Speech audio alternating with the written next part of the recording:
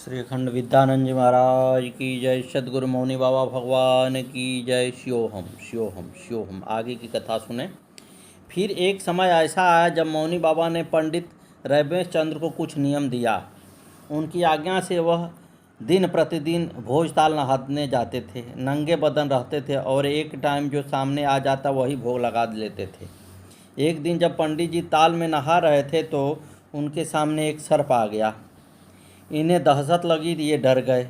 जब ये दूसरे दिन नहाने गए तो चला ही नहीं जा रहा था। मुश्किल ताल में पहुँचे। नहाने के बाद अपने नियमानुसार बगियाने आश्रम पहुँचे। मौनी बाबा वहीं थे। पंडित जी ने उन्हें बताया कि आज तो चला ही नहीं जा रहा था, बड़ी मुश्किल से यहाँ पहुँचा हूँ। मौनी बाबा बोले, अरे किसी के मकान में रहेगा तो क्या किराया नहीं देगा? मुफ्त में ताल में नहाएगा? पंडित जी ने पूछा, क्या किराया दूँ? पैसे के लिए तो आपने मना कर रखा है। बाबा बोले, अरे तो चढ़ाई हो, वो पी हो भांग। तब उन्होंने भोजताल पर भभूति बाबा को भांग चढ़ाई और बिल्कुल ठीक हो गए। गुरु जी ने एक बार बताया था कि भोजताल वाले भभूति बाबा छोटी राशि के थे। वे मुश्किल से 2.5-3 फुट के थे। सद्गुरुदेव भगवान की जय। श्री मौनी बाबा भगवान की जय। शियो हम साईं, शो हम साईं, शियो हम से। एक बार पंडित रमेश चंद्र ने मौनी बाबा से कहा, गुरुजी मैं तो एक आधा रोटी खा लूँ, वाई में संतुष्ट रहता हूँ। मौनी बाबा बोले, अच्छा? एक छोटा सा टुकड़ा जलेबी का और एक छोटा सा टुकड़ा रोटी का देकर बोले, ले खा ले। पंडित जी ने खा लिया। उसके बाद तो इनकी भूख लगी कि 6-6 रोटी खाकर भी पेट नहीं भरता था। सारे दिन भूख ही भूख। इन्होंने मौनी बाबा से फिर प्रार्थना की और अपनी दिक्कत बताई तो उन्होंने कहा, ले तो चाय पी ले। जब चाय पिए तब जाके ठीक हुआ। मौनी बाबा भक्तों का अहंकार नष्ट करने में लेश मात्र भी संकोच नहीं करते थे। आखिर सब कुछ उन्हीं की कृपा से तो प्राप्त होता था। बेकार ही में भक्त गाल बजाते थे। इसी तरह एक बार पंडित जी ने उनसे कहा, जब अब तो नींद नहीं आती। वे बोले, अच्छा? इनके बाद अगले ही दिन दोपहर में वे फिर आए बाहरपुर। उन दिन पंडित जी को इतनी गहरी नींद आई थी कि वह सो गए। मौनी बाबा ने प्रमोद से कहकर गाड़ी एकदम इनके पैर से तक ले गए। हार्न पर हार्न दिया पर पंडित जी की नींद नहीं टूटी। फिर प्रमोद ने उतरकर इन्हें हिलाकर जगाया। मौनी बाबा प्रमोद से बोले, अरे या ये नींद ना आई हो? पंडित जी उनके मुख की तरफ देखते ही रह गए। यह जो बाहरपुर आश्रम है वहाँ पहुँचने के लिए कोई सड़क न थी, केवल एक पगडंडी मात्र थी। गांव के लोगों ने कहा कि यहाँ से तो गाड़ी न जा पाएगी। मौनी बाबा चल बसंती चल चल करते हुए गाड़ी को आश्रम तक ले आए। उन्होंने अपना यह घर बनवाया, आश्रम नहीं। उन्होंने यहाँ किसी को एक ईंट भी नहीं लगने दी। जिसने भी यहाँ ईंट वगैरह ला कर रखी सब उन्होंने बगियाने आश्रम भिजवा दी। वहाँ की सेवा का मौका तो पंडित रमेश चंद्र को ही मिला। मौनी बाबा पंडित जी रमेश चंद्र के ऊपर बड़ी कृपा दृष्टि रखते थे। उन्होंने पंडित जी को बरसात होने और ओले रोकने का मंत्र बताया। एक मंत्र धन प्राप्ति के लिए भी बताया। साथ ही कह भी दिया कि अरे इससे मान सम्मान होई हो, कभी कभार ही दिखा दे, ज़्यादा ना। वे इन्हें पूर्व में बाबा कीनाराम के आश्रम को और भी दर्शन करवाए थे। मौनी बाबा ने एक बार पंडित रमेश चंद्र को एक कछुआ दिया। वे बोले, अरे बीसा कछुआ है, पाल ले, बहुत लाभ हुई हो। इसके 7-8 दिन बाद जब ये उनके दर्शन को गए तो वे पूछने लगे, अरे तुझे धन की ज़रूरत है क्या? पंडित जी ने कहा, नहीं। जब लौट कर आए तो कछुआ मरा हुआ था। धन के लिए तो उन्होंने कितनी ही बार कहा था, परंतु पंडित जी ने हर बार उनसे मना कर दिया। एक बार पंडित जी रमेश चंद्र के लड़के ने जहर पी लिया। उन दिनों पंडित जी गुरु जी के आश्रम पर ही रहते थे, घर नहीं जाते थे। घर वाले उसे आश्रम ले गए, अस्पताल ले गए। ये मौनी बाबा के आगे रो पड़े। वे बोले, तू नहा धोकर भजन कर, ठीक हो जाई। वे भजन में लगे थे कि कहीं से आवाज़ आई कि अरे तू घर के अंदर न जाई तो घर जाकर बाहर से ही आवाज़ दे। पंडित जी ने इधर उधर देखा तो कोई नहीं था। वह अपना वहम समझकर फिर भजन में लग गए। तब दोबारा फिर आवाज़ आई। अब ये उठकर घर पहुँचे। बाहर ही इन्हें बताया गया कि अस्पताल से फ़ोन आया है, वह ठीक नहीं है। डॉक्टर ने मना कर दिया है, बचने की कोई उम्मीद नहीं है। पंडित जी बोले, पर गुरु जी ने तो कहा है ठीक हो जाए। वे लोग कहने लगे, अस्पताल ही से तो फ़ोन आया है। पंडित जी बोले, किसी ने झूठ ही कह दिया होगा, गुरु जी के वचन असत्य नहीं हो सकते। तुम लोग इंतज़ार करो डेड बॉडी का, मैं तो जा रहा हूँ। और पंडित जी पलटकर वापस चल दिए। मुश्किल से 10 गज ही गए होंगे कि फ़ोन आ गया कि लड़का बोलने लगा है और अब वो बिल्कुल ठीक हो जाएगा। जब वह ठीक होकर घर आ गया तब मौनी बाबा के पास पहुँचे और वो सब बताया। वे बोले, अरे वो लड़का हमें बहुत परेशान कर दी हो।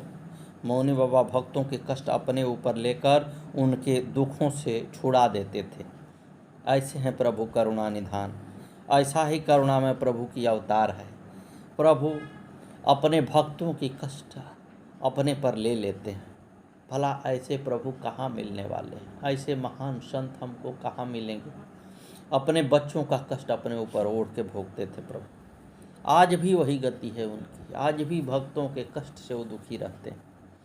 एक बार मौनी बाबा ने स्वयं वे भिक्षा करने के लिए जाया करते थे। गांव में एक पंडित दुर्गादास उनके स्थान पर आकर बैठ जाता और जब वे आते तो उनका सारा भोजन मांगकर खा जाता। ऐसे ही बिना भोजन गुरु जी के 5 दिन बीत गए। एक दिन जैसे ही वह व्यक्ति बाबा की भिक्षा खाने बैठा कि कहीं से एक दुबले पतले महात्मा चिमटा लिए हुए आ गए और दे चिमटा उस पंडित को बहुत पीटा। बड़ी मुश्किल से बाबा ने उस पंडित को बचाया। मौनी बाबा कहते थे कि यदि कोई भिक्षा मांगने आए तो पैसा न देकर रोटी दे दे, और 2 रोटी से ज़्यादा कोई खाए तो उसे मांगने में कोई दोष नहीं, भगाने में कोई दोष नहीं है। किसी के भी पैरों की तरफ देखो तो यदि वह तुम पर तंत्र मंत्र करना चाहेगा तो उसका असर नहीं होगा। सद्गुरुदेव भगवान की जय। आखिरी दिन में रमेश पंडित जी जब उनसे दर्शन करने घुघरावले रामा पंडित जी के यहाँ गए तो मौनी बाबा कहने लगे, अरे महात्मा, हमारे जूते तो कोई ले गया। रामा पंडित जी ने बहुत से जूते ला कर दिखाए, परंतु वो बोले, अरे ये हमार ना होई हो। 10 बार बोले, अरे हम तो अब अपने घर जाई हो। रामा बोले, ये तुम्हारा ही तो घर है। पर वे कहते रहे, अरे ये हमारा घर ना होई हो, हम तो अपने घर जाई हो। वे कुछ ही दिनों में अस्पताल चले गए, जहाँ से फिर वे अंतिम विश्राम पर चले गए। सद्गुरुदेव भगवान की जय। श्री मौनी बाबा भगवान की जय। मेरठ के नरेंद्र साईं पहले साईं बाबा के सपनावत आश्रम से जुड़े थे। मौनी बाबा ने स्वामी गजाधर जी को सपनावत मंदिर के साईं भक्तों के साथ जाकर सीडीजी से ज्योति लाने का आदेश किया। स्वामी जी सपनावत की पालकी के साथ चल दिए। वहीं नरेंद्र साईं की मुलाकात स्वामी जी से हुई। नरेंद्र साईं स्वामी गजाधर जी के आचार विचार व्यवहार से चरित्र से बहुत प्रभावित हुए। स्वामी जी ने उनको अपने गुरु भगवान मौनी बाबा के बारे में बताया और कहा कि मौनी बाबा साक्षात साईं भगवान का ही अवतार हैं। नरेंद्र साईं के मन में दर्शन की प्रबल लालसा जगी उठी। ये मुक्ति मार्ग पर अग्रसर तो थे, परंतु किसी ऐसे महापुरुष से भेंट न हो सकी थी जिसे इनकी अंतरात्मा गुरु स्वीकार कर लेती। नंदर 1 जनवरी को गुरुदेव के दर्शन को लालसा लेकर घुघरावली पहुंचे, परंतु मौनी बाबा ने इन्हें दरवाजे से ही लौटा दिया। इन्हें दर्शन न मिले और वह लौट गए। किसी ने इन्हें सुल्तानपुर खेड़ा आश्रम पर जाने के लिए कहा तो वे सुल्तानपुर खेड़ा है। इस प्रकार 4 बार मौनी बाबा से भेंट करने पहुँचे और चारों ही बार इन्हें इसी प्रकार दरवाजे से गुरुदेव ने लौटा दिया, दर्शन नहीं दिए। हर बार कोई न कोई इन्हें सुल्तानपुर जाने को कह देता और वे सुल्तानपुर जाकर स्वामी गजाधर जी से मिलकर मंदिर में मौनी बाबा और साईं बाबा का दर्शन कर जाते। 5वीं बार नरेंद्र सुल्तानपुर ही आए। स्वामी गजाधर विश्राम कर रहे थे, ये बाहर बैठे थे। इनके एक साथी और थे। दोनों ने भोजन पर लेने का विचार बनाया और टिफिन खोलकर पहला ग्रास तोड़ा ही था कि स्वामी जी अचानक अपनी कोठरी से निकले और बोले, तुरंत जाओ, पहले गुरु जी से मिलकर आओ। मैंने सपना देखा है, तुमको आज गुरु मंत्र मिलेगा। नरेंद्र भोजन छोड़कर तुरंत उठ गए और सीधे घुघरावली पहुँचे। इस बार मौनी बाबा ने इन्हें अंदर बुलाकर बैठा लिया। थोड़ी देर बाद मौनी बाबा ने नरेंद्र को पानी लाने का आदेश दिया। नरेंद्र ने जल आकर गुरु जी को निवेदन किया तो गुरु बाबा ने उन्हें स्वीकार करके अपने होठों से छुड़वाया और फिर थोड़े देर तक बुदबुदाते रहे। फिर वह पानी उन्होंने नरेंद्र साईं को पीने के लिए दिया और गुरु मंत्र दे दिया। जब नरेंद्र मौनी बाबा के चरण दबाने को चलते तो मौनी बाबा ने कहा, अरे फिर कौन दबाई हो। जब वे सुल्तानपुर आश्रम लौट आए तो स्वामी जी ने बड़ी प्रसन्नता से इनका स्वागत किया कि अब तो आप हमारे गुरु भाई हो गए। इस घटना के करीब 2 महीने बाद ही मौनी बाबा भगवान ने समाधि ले ली। नरेंद्र साईं कहते हैं कि वे स्वामी जी के चिर ऋणी रहेंगे, जिनकी कृपा से उनको मौनी बाबा भगवान के दर्शन प्राप्त हुए और दीक्षा मिला। वे जब भी सुल्तानपुर आते हैं तो प्रथम स्वामी गजाधर के चरण स्पर्श करते ही मौनी बाबा साईं बाबा के दर्शन करने मंदिर में सीढ़ी पर चढ़ते हैं। सद्गुरुदेव भगवान की जय। श्री मौनी बाबा भगवान की जय। आगे की कथा कल।